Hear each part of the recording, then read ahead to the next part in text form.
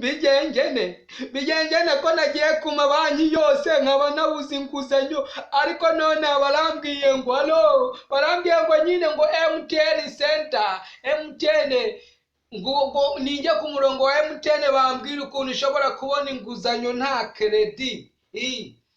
Ubwo barambwiye ngo kujya kuri MTN ufata akanyenyeri ugakanda akanyenyeri 151, hanyuma waba ushaka ideni, kubera ko urabona ujya kuri banki za nationali z'u Rwanda cyangwa z'ibindi bihugu bakakwaka ingwate kugira ngo baguhe inguzanyo, cyangwa se abantu bakorera nk'abamukire ushobora gufata umuguza amafaranga uzayamwishure. Reka ahubwo MTN yo yakubise hasi ibintu irabyoroshya.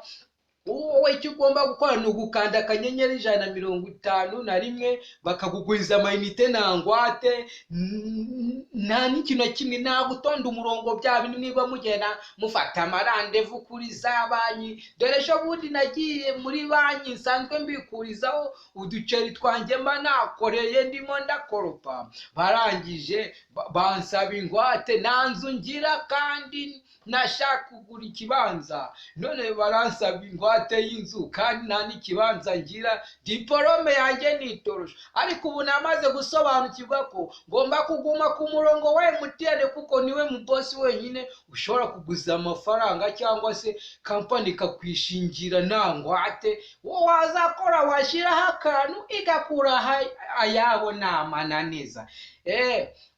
Ibintu byaroroshye, mwese mugane MTN.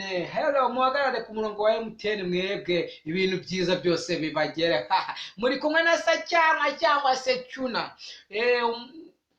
wa muhungu wanyu umukunde cyane. Ahubwo baba ba Irene, ba Yago, ba ICBTV bande n'abandi bandimbati, hari n'undi musizi bajya bamwita ngo ni Junior Rumaga. Uwo nguwo nawe ku murongo wa MTN agumeho, cyangwa se Rusine, cyangwa se Kibonke Karabutoni na mama w'abapampe. Umubwiye ngo wa mupampe wawe ngo abahora gutegereje, we bana yifuza kuzakubona. Hello mama w'abapampe.